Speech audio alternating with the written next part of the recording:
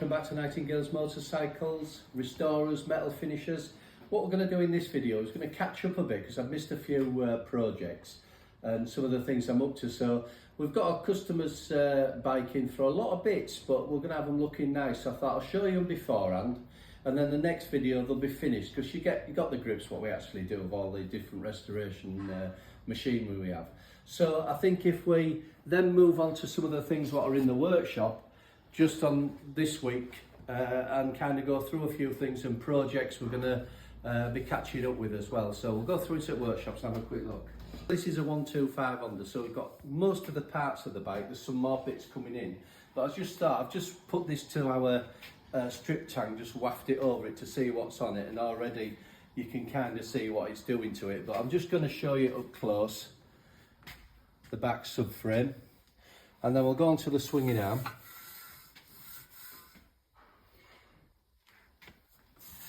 Swinging arm close up, and the fork legs and some footrest brackets. We can have see some oxidisation on aluminium there. There's some more hangers to do, the same colour, fork legs, and then onto the frame. Nice frame this, nice frame. So off the frame onto the wheels, close up of the wheels. Now you can see they've got the usual 40-year-old marks. We've got oxidisation. I've got this piece of alloy billet in the middle. What I'm going to do with this is take this off. I'm going to give this a light walnut, and then I'll vapour this. So it's and the bolts I might just Cerakote or ceramic coat them. But these will be powder coated. We're going to whip the tyres off soon. We've got a colour. We've seen the customer. We made a decision on this one, and the decision is that usually I'd probably Cerakote, but because of the substrate of actually this swinging arm, I'm going to zinc powder that and then move on to the frame, powder that, powder the wheels, and powder coat the subframe in black and go from there on it. And I think this is the best process for it because, as you know, ceramic coating I don't use a base primer. So what you see is what you get. So, but I will be doing sieving this out a little bit and applying it as thin as I can so I don't get a mockly finish. So I'm hoping for a really good result on this. So we'll move on to the next thing in the workshop. Right, so I'll run you through a few bits we're doing in the workshop this week to finish off. We've still got some wheels with powder coated, and we're going to clear coat them next, the yellow ones, to finish them off. They're looking nice now. And we'll go back onto our Honda specials, and our RS 250 has had another good result this weekend. We've been making modifications to this bike. I know we're after results, but at the end of the day we're also after longevity out of the run and reliability. And some of the mods we've made, when we first started off with this bike, there was a few issues and they were just personal. So we've played them out, carburation again. We've got rid of the Honda Cough with another couple of mods and a CDI box we've put on it of our own. Been behind with them because I was going to manufacture them and sell them out, but I am behind with them as well with the other few projects. But the bike's come back. I think what we'll do is the next time out, the last time out we needed a bit more power. Usually I'm tuning these down, but this had an exhaust on it, an aftermarket exhaust. And as I've said to you in many other videos, we've had everything, the 400, 500, 600 quid exhaust, big boxes, small boxes, wider, thin. And this is one of our own. We're cutting down from an original exhaust.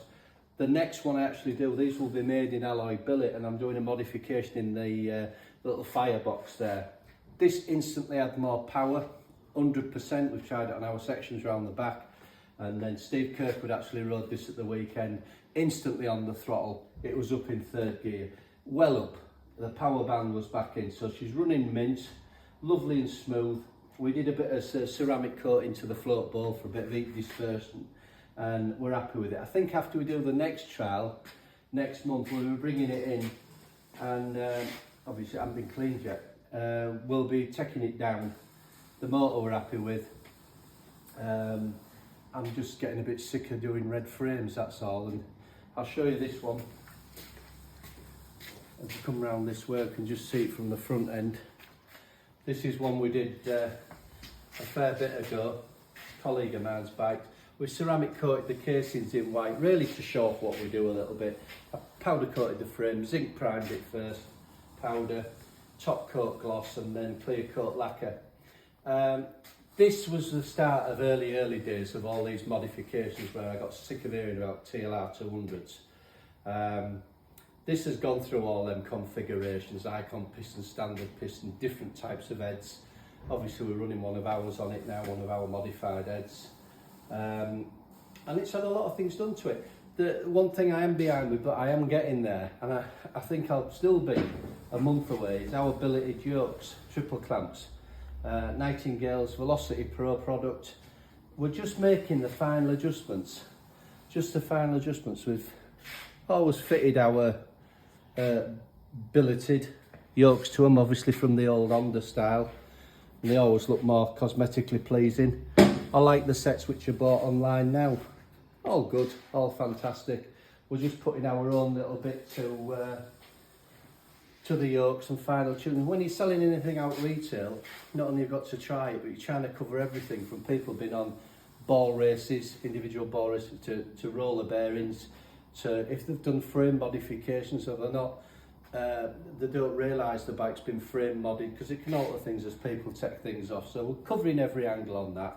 But this one, when we've done it, this will be put back together. It's in a Rothmans coating this. I did some polishing, looking ready for just glossing up again. White casings, white rocker box, heat dispersant rocker box like I do on my cylinder heads. Different ignition on it. It's not one of our ignitions, this, but it's still a modern ignition system, which they're all good out there. They're all fantastic. The only thing I will be doing to this RS is, because it runs the same frame as the TLR 200, when I rip it down, this modification to the footrest, we didn't do it. It's fine.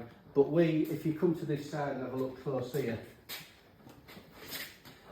we do the modification where we incorporate it into the frame to bring the footrest back, and then we put your beta billets, you beat a footrest billet and a footrest on it, and it bolts and it looks cosmetically pleasing.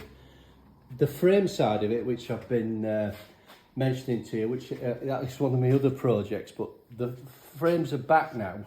We're not far off it. The only modification we've changed again on the frames, because it all depends on the individual rider.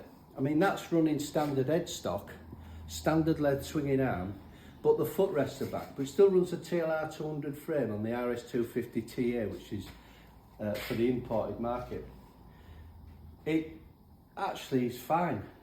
On the variations, when you see on our mule bike down there, in the thing, or frames up in the rafters, or this frame, we've got different degrees. Now this one's the steepest one we ever did, and the rider, he loves it. He loves it at low speed. He thinks it's fantastic. So when our frame come back in, what I'm going to do is, because I keep asking this question, we've altered how we actually do the frame angle. Once we've got the frame angle put back in, the original Honda plates will be taken out here, and we'll have our own Velocity Pro plates in here with a number on it. We can add your frame number back to the machine if you wish. It'll have the footrest modification, and really I'm going to do a part exchange, because we do get them in which have been modified, cuts at the top and all kinds of things, and a little bit of distortion here and there, but it's nothing we can't do. So the yokes are, I'll safely say, the company who's manufacturing, two companies who are working with us on different, they've been fantastic with us, but they do appreciate that we are kind of fine tuning. But when we're putting videos out to the customer, it's always next week, but we are still on a bit of a delay. So we'll move on to the next thing now and go from there.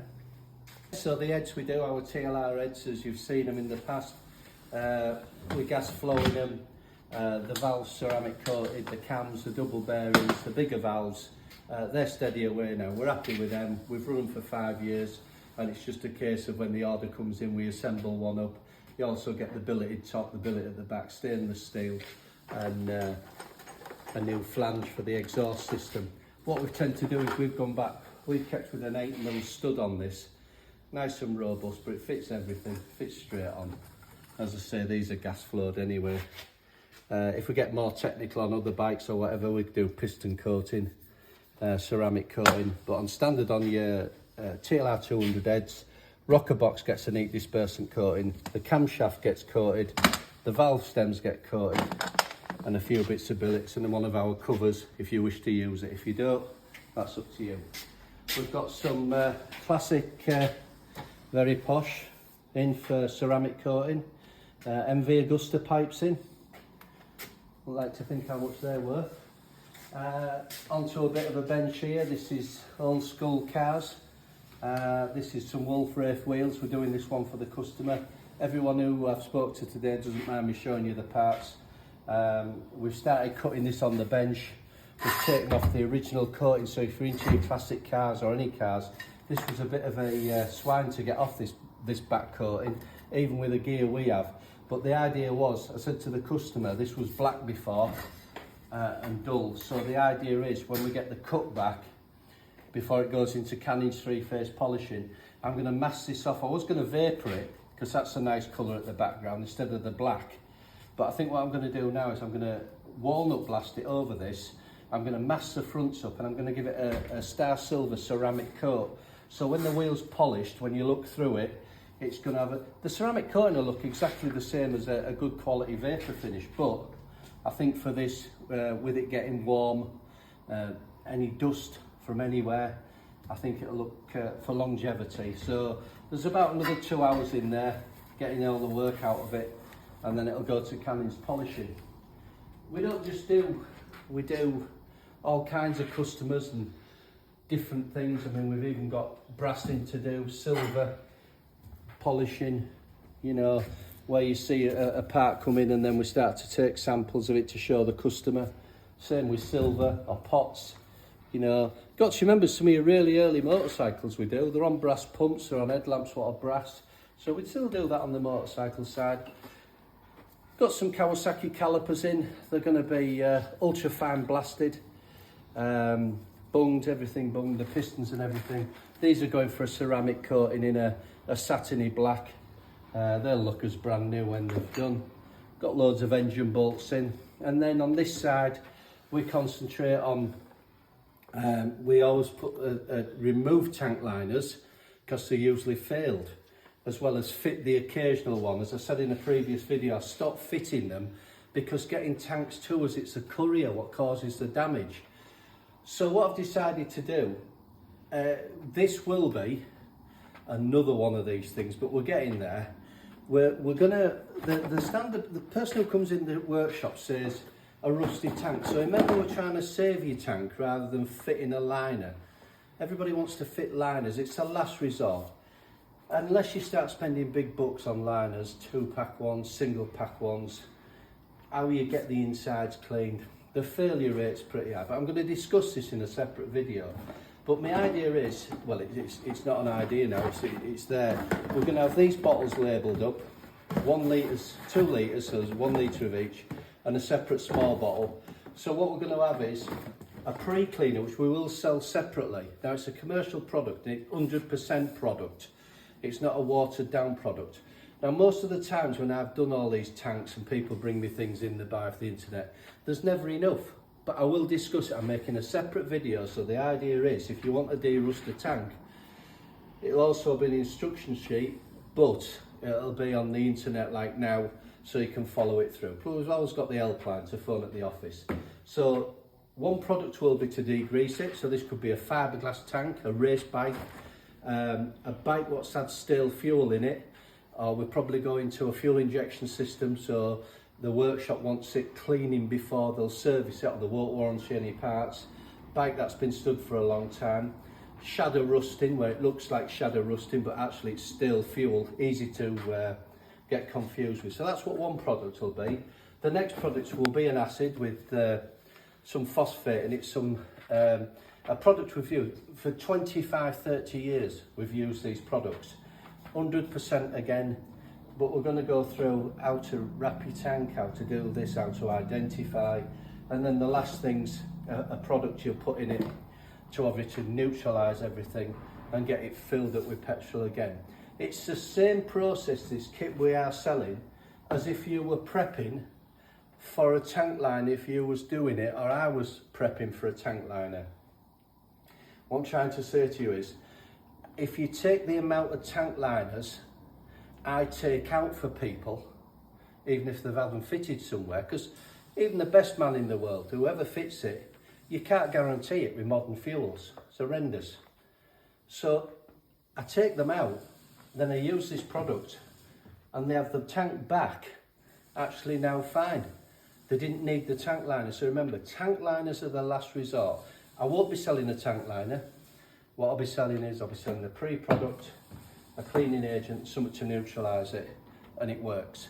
So going through the workshop, that's a few things in this week.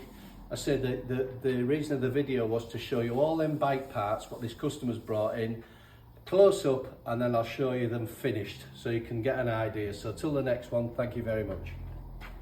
Right, so we've got the parts finished, the first part of this video, and these parts were really bad. The customer doesn't mind us showing you these parts, as said, and we'll go through them stage by stage, showing you from the frame, and you can see how we did it to the dip tank, the condition of it, the forks, the little bits. So we've powder coated everything here.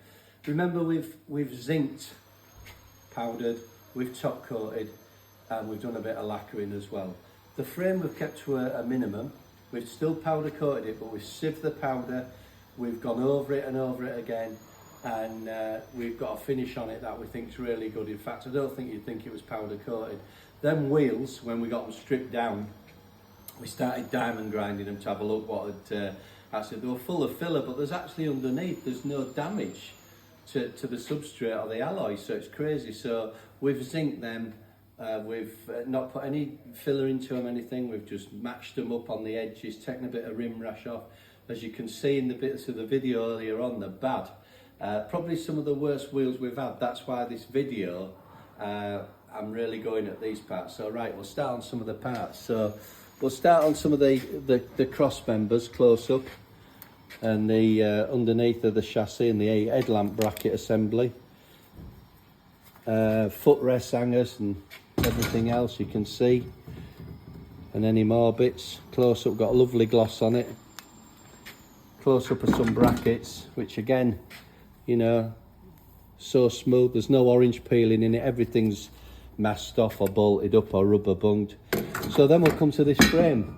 So we've done this, it's a lovely colour, it's like a steely silver, light gold. It's got a bit of a shimmer to it, and when we get close up, and we've masked all the frame off, the identification numbers, all the top bearing covers were masked off, and then we've come back onto it in the footrest, which were really bad, all eroded, and that looks amazing. The subframe was extra bad. We've zinced that, taken it back in chemical tank, and then lots of parts here. The fork legs all powdered, again all bunged, sleeved, nuts, all the hangers, everything else done, and then finally the dreaded wheels. So this is a close-up of these wheels. So we've not lost any identification, we're blasting everything, because as you can see in the pictures we were dipping, everything's been masked and portaled up, and then these have been zinced, top coat powder, and then a lacquer put on top of these. And if you look at the rim and everything else, you can see we haven't actually damaged anything, or we've taken the rim rash off it. So that's from start to finish, and a few more things till we get on to the next video. The next video is going to be interesting, so keep watching it. And then we've got new things coming up, like our tank rust remover, and a pre-clean, and a product which we use after that, which we're going to be selling out, but that's going to be another good video. But for this one, we'll finish it at that, and thank you very much for watching.